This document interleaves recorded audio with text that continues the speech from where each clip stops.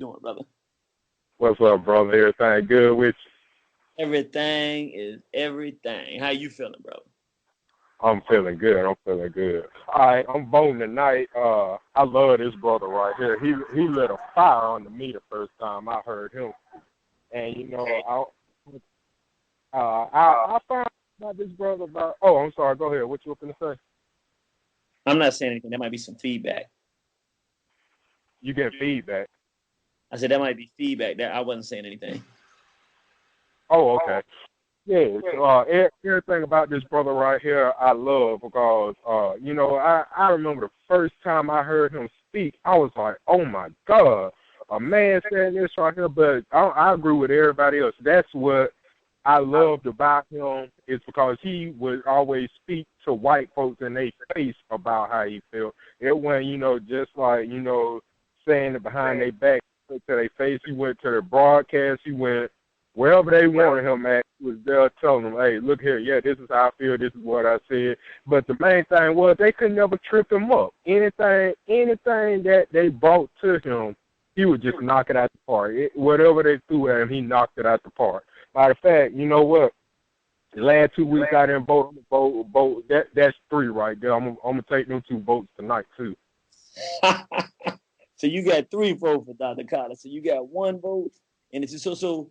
Even though he put the N word out there and everything like that, you gonna give him a pass on that and say we gonna still he still gets in flying colors, huh? Yes, sir. He still getting.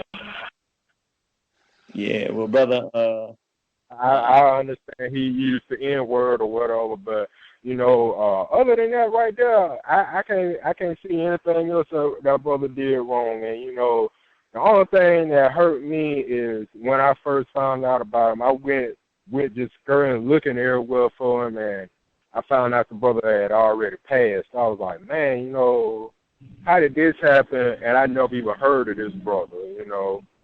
But yeah, that's the only thing I hated about the whole situation. He already had passed, and I had. Is there anybody else out there that's doing about like him? brother, I would honestly say, and I'm not saying this to be funny, I say he's kind of one of a kind. That brother, Cause not the only brother I saw that was about he ain't as militant as brother Khallid is, but as far as getting up and crack his face, it's his brother named Leo Muhammad. He's pretty serious. Matter of fact, he's about brother Khalid complexion, real dark skinned brother with a bald head. I think he's in the UK somewhere over there, but yeah, his name is Leo Muhammad. Yeah, he give him a real hard time too. yeah, he a brother in the nation, and I think he's in London or UK. Yeah, he get up in there and talk to them crackers to their face. That's for sure. Exactly. But yes, sir, I believe that brother needs to make it in. And you got 3 votes in. Okay, so you Three, got and it could be four. I might go and vote for the person on the next for the next caller too. You know what I'm so you sound like you doing Lady Shabazz and you doing some voter intimidation, huh? saying? Yes, sir. But yes, sir, I love Dr. Khalid. I stand by that brother though. Well, we appreciate you, brother. We like it. It's very genuine. And we definitely will see you on the battlefield. No problem, bro. Peace. Peace. My brother from another mother. Gotta get to him. My brother from North Carolina. How you doing, warrior? Peace, brother. How you doing? And 10 times when you come in, you gotta correct the earpiece or something like that. But this Dr. Alex is fresh. Something about this show, man. Let me try to fix this for you, brother. And you usually have to take a minute or two before we can hear you. But you sound good How, now. how about now, brother? Now you were fine from the beginning. Let me do this. I'm gonna call right back in because I'm a little staticky. I'm gonna call right back in. You just stay right there with me, all right? Okay.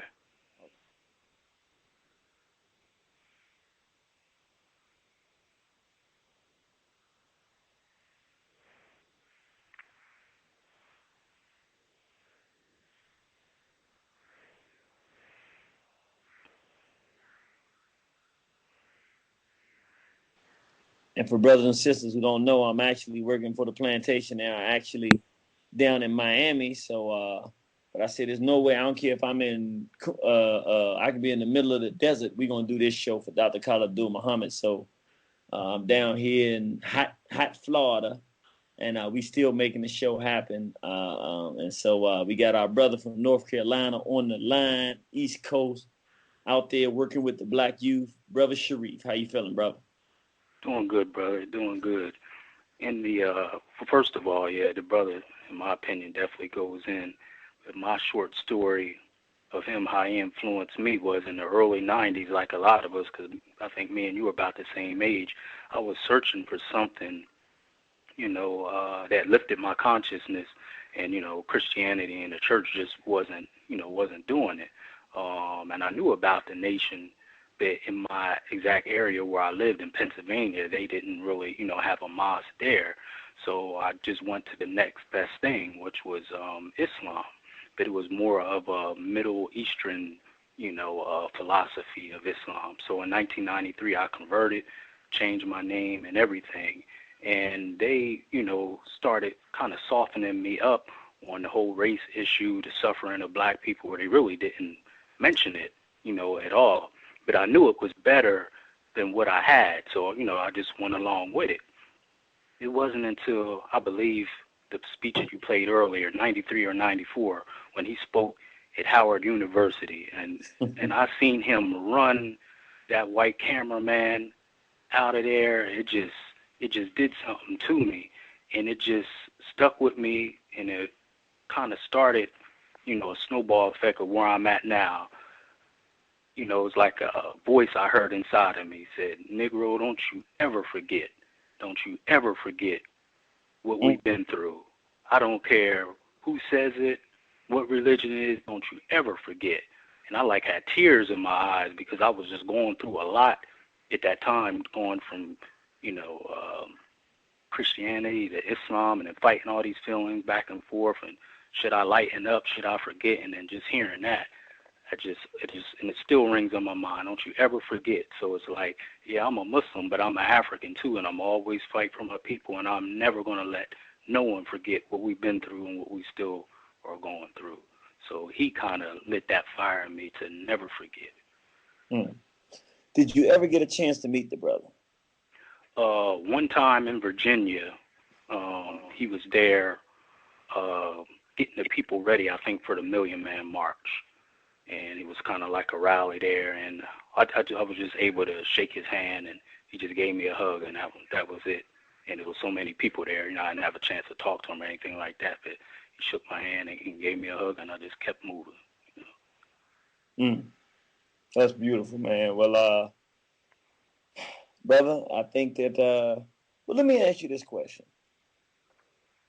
In terms of impact, we know he's a great brother, and it's obvious, man. With the crowd and the audience we have, everybody loves Dr. Khallid Muhammad. It's almost a show that was a given. But let me ask you a question, because this is something that always struck me, and I never really said it, but he had some things that we need as a race of people, even above and beyond just the verbiage and his brilliance and his physical strength.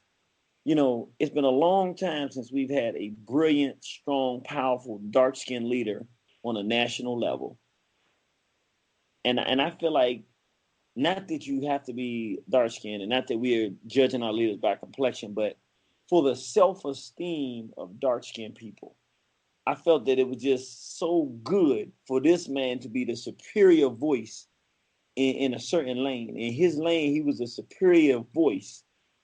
And his image was so powerful, that jet blackness, that it made it easy to love being black and to see black as authority and power and strength and character.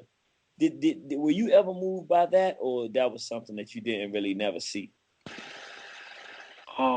Probably something just like wisdom. You gain wisdom over time, or sometimes something hits you.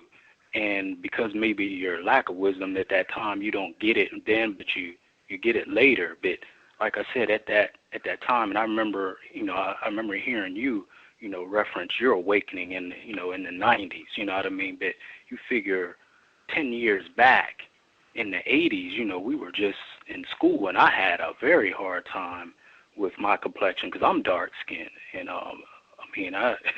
I didn't get no play when I was coming up, you know what I mean, from girls and different things like that, because of my complexion. So like you said, seeing this brother stand up and be strong like that, I seen it then, but I really more, appreciate it now when I understand, the traumatic effect of skin tone and how darks is put down, almost like our own internal caste system that some of us still have, the caste system, and it's nothing old. It's still going on. So yeah, that definitely had an impact, but it more has impacted me now in my later years because I just wasn't able to grasp it then, but I knew it was something strong. I understand what you're saying. I felt, and I'm going to ask you this one last question. I'm going to move on to the next call. But I almost felt like he had almost like a messianic vibe to him. It was like he's this jet black man with this brilliant oratory ability who had the ability to be kind and warm one minute, was funny enough to be on Def Comedy Jam for the next minute, then mean enough to be like a Hannibal of Carthage, almost like he in a more genuine way than not like a tricky con artist kind of preacher type style, but it seemed like he almost had that whole vibe where if you were a child and you needed a father, he was like a fatherly figure. If you was a teenager and you needed a big brother to make you be strong, he was like that big brother figure. If you were a mother and you wanted a son who was a good son but was strong, it was almost like he was that son that you wish you could have, or that, where you would want to see your son be. It was like he kind of was like, in many ways, in my opinion, as a black man, he could almost fit like he could be all things to all people if you were black and you were wanting something better for black people.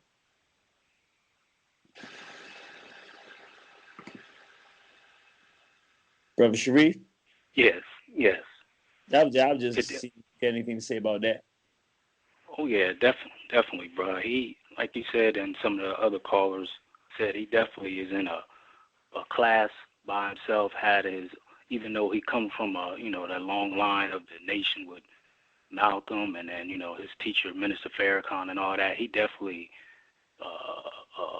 he created his own aura, man. There's no copycat in him. You know what I mean?